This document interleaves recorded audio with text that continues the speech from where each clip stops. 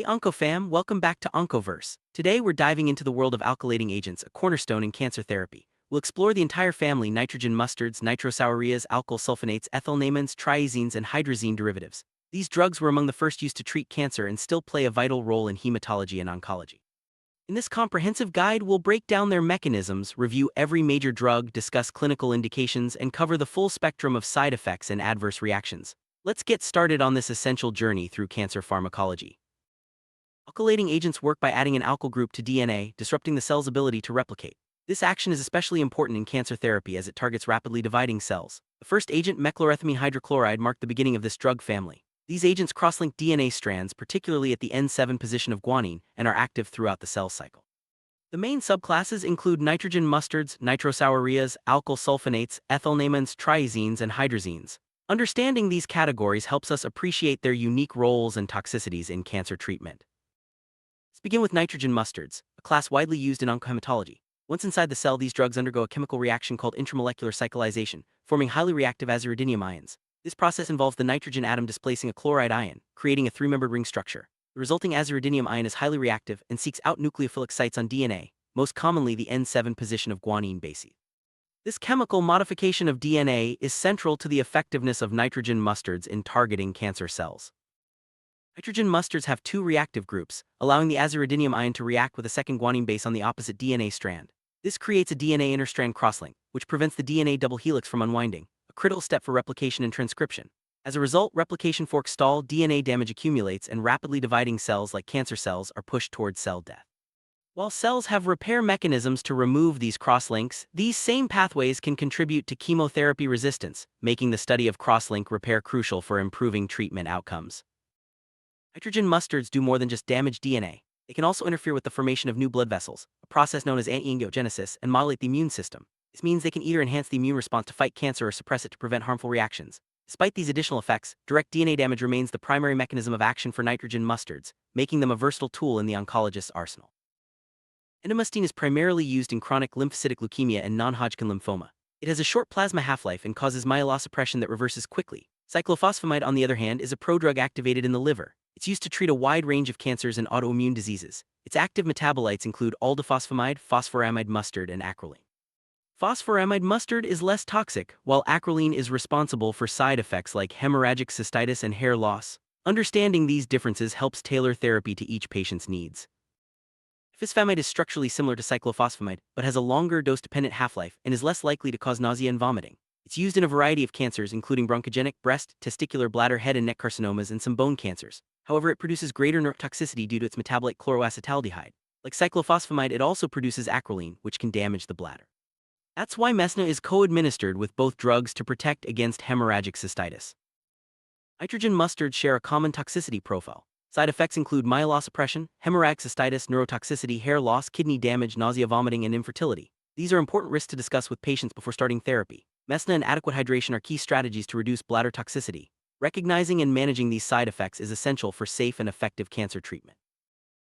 Nitrosoureas, such as Carmustine and Lomustine, are highly lipid-soluble, allowing them to cross the blood-brain barrier. This property makes them especially useful in treating brain tumors. They work by damaging DNA and inhibiting cell replication, and they also have immune-modulating effects. Nitrosoureas are often combined with other chemotherapeutic agents or radiation therapy to improve treatment outcomes, especially in central nervous system malignancies.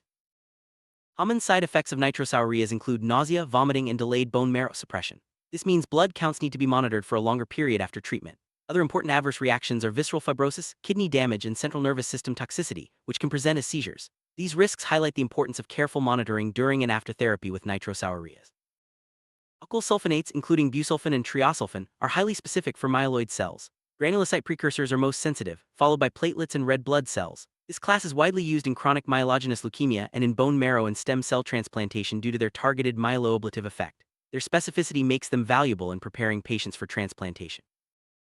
Side effects of alkyl sulfonates include nausea, vomiting, myelosuppression, and increased risk of infection. Patients may also experience anemia, bleeding, bruising, and mucositis. More specific adverse reactions include seizures, high uric acid, pulmonary fibrosis, sterility, and dark skin pigmentation, a hallmark of busulfan toxicity. These side effects require careful monitoring and supportive care. Ethyleneimines are represented mainly by Thiotepa, a highly toxic drug whose use has decreased over time. Historically, it was used for ovarian, breast, and bladder cancers as well as malignant effusions. Today, its primary role is in stem cell transplantation, where it helps reduce the risk of graft rejection and eliminates remaining cancer cells before transplant. Its targeted action makes it a valuable part of preparative regimen. Thiotepa and other ethyleneimines cause myelosuppression, increased infection risk, neurotoxicity, and mucosal inflammation, along with nausea and vomiting. More serious adverse reactions include liver damage and effects on fertility. These risks have limited their use, but they remain important in specific clinical settings, especially in transplantation. Triazenes act by methylating DNA, producing methyldiazonium ions. These ions attack several positions on DNA bases, causing mismatches. The body's mismatch repair systems attempt to fix this damage, but repeated cycles of repair lead to accumulated DNA damage and cell death. Resistance can develop if cancer cells express high levels of MGMT, the enzyme that repairs O6-methylguanine lesions, reducing the drug's effectiveness. Two major triazine drugs are Dacarbazine and Temozolomide. Both are prodrugs, meaning they are metabolized in the body into active compounds that fight cancer. Dacarbazine is used for malignant melanoma, Hodgkin's lymphoma, and soft tissue sarcomas. Temozolomide is an oral chemotherapy drug, especially important in treating glioblastoma multiforme and anaplastic astrocytoma. Their versatility makes them valuable in both hematologic and solid tumors. Triazenes can cause myelosuppression, anemia, and low platelets, as well as constipation, diarrhea, and mucositis. Other side effects include hair loss, peripheral neuropathy, seizures, skin darkening, liver dysfunction, and flu-like symptoms. Nausea, vomiting, and fertility effects are also common. Monitoring and supportive care are essential to manage these risks during treatment. Procarbazine is the main hydrazine derivative, sharing similarities with both triazenes and nitrogen mustards. It undergoes metabolic activation to form methyldiazonium ions, the same reactive intermediate as triazenes. Clinically, procarbazine is used in Hodgkin's lymphoma as part of the MOPP regimen and in brain tumors like anaplastic astrocytoma and glioblastoma as part of the PCV regimen. Its unique mechanism and clinical utility make it a key player in combination chemotherapy. Procarbazine shares its side effect profile with triazenes. Patients may experience myelosuppression, gastrointestinal upset, mucositis, hair loss, peripheral neuropathy, seizures, skin darkening, liver dysfunction, flu-like symptoms, and fertility effects. These overlapping toxicities highlight the importance of careful patient selection and monitoring during therapy.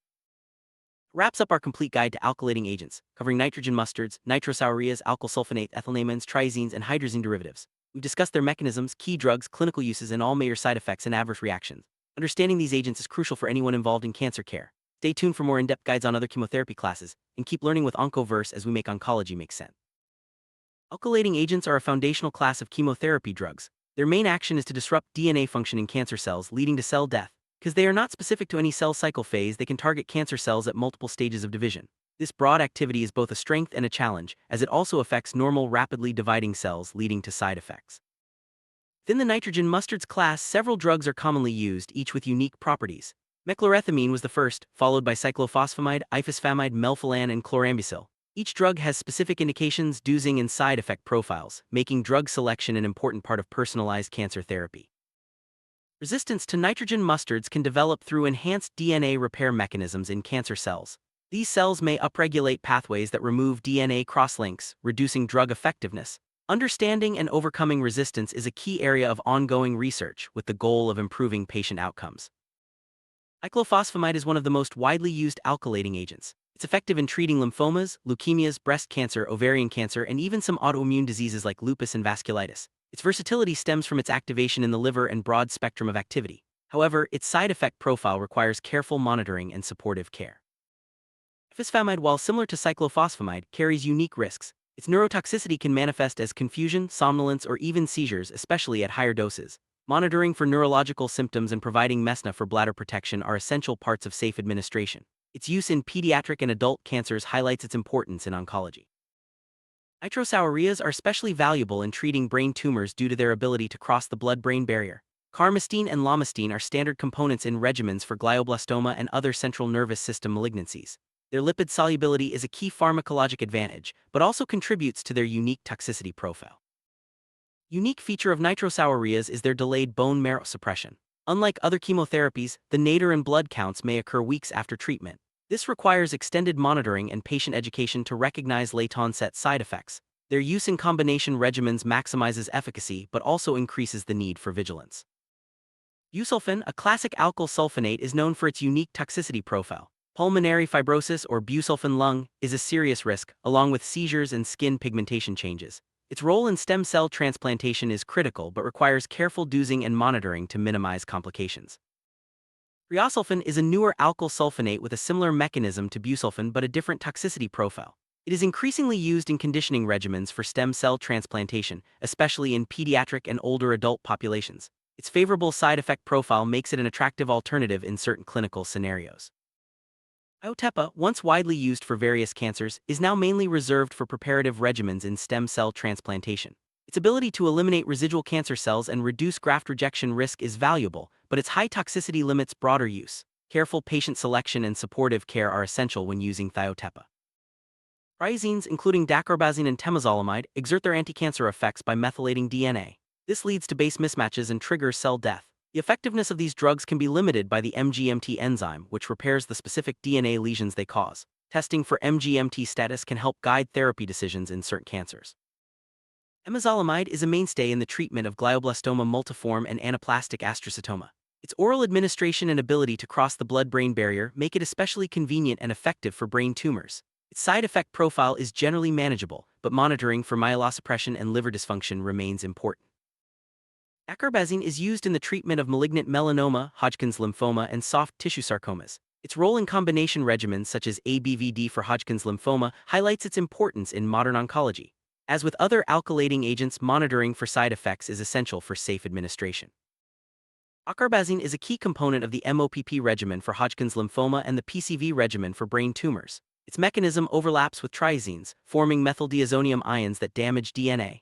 Its use in combination regimens maximizes efficacy but also increases the risk of overlapping toxicities, requiring careful patient management. Side effects of procarbazine mirror those of triazenes, including myelosuppression, gastrointestinal upset, mucositis, hair loss, peripheral neuropathy, seizures, skin pigmentation, liver dysfunction, flu-like symptoms, and fertility effects. Patient education and supportive care are essential to minimize risks and improve quality of life during treatment. Common concern with all alkylating agents is their impact on fertility. These drugs can damage reproductive cells, leading to temporary or permanent infertility in both men and women. Counseling patients about fertility preservation options before starting treatment is an important part of comprehensive cancer care. Long-term use of alkylating agents can increase the risk of secondary cancers, such as leukemia. This risk is related to the drug's ability to damage DNA in normal cells. Regular follow-up and monitoring are essential for early detection and management of secondary malignancies. Supportive care is crucial when using alkylating agents. This includes hydration, antiemetics for nausea, mesna for bladder protection, and regular blood count monitoring. Early recognition and management of side effects can improve patient outcomes and quality of life during chemotherapy. Educating patients about the potential side effects and the importance of adherence to supportive measures is a key part of cancer care. Patients should be aware of signs of infection, bleeding, and other complications, and know when to seek medical attention. Empowering patients leads to better outcomes and safer therapy. Regular monitoring is essential during alkylating agent therapy. This includes blood counts, kidney and liver function tests, and assessment for neurological symptoms. Early detection of toxicity allows for timely intervention and dose adjustments, minimizing the risk of serious complications. Alkylating agents are often used in combination with other chemotherapy drugs or radiation therapy. This approach maximizes their anti-cancer effects while allowing lower doses of each drug, reducing toxicity. Understanding the rationale behind combination regimens is key to effective cancer treatment. Research continues to improve the safety and effectiveness of alkylating agents. New formulations, targeted delivery systems, and combination strategies are being developed to minimize side effects and overcome resistance. Staying updated with the latest advances ensures the best care for patients. To summarize, alkylating agents include several subclasses, each with unique drugs, mechanisms, indications, and side effects. Nitrogen mustards, nitrosoureas, alkyl sulfonates, ethyleneimines, triazenes, and hydrazines all play important roles in cancer therapy. A summary table can help organize this information for quick reference. Key takeaways from this guide are the mechanisms, major drugs, clinical uses, and side effect profiles of alkylating agents. Understanding these fundamentals is essential for anyone involved in cancer care, from students to practicing clinicians. Mastery of this topic lays the groundwork for further study in oncology pharmacology. Thank you for joining us on this deep dive into alkylating agents. We hope this guide has clarified the mechanisms, drugs, and side effects of this important chemotherapy class. Stay tuned for our next videos where we'll cover other chemotherapy classes like antimetabolites, platinum agents, and topoisomerase inhibitors. Until next time, keep learning with Oncoverse, making oncology make sense.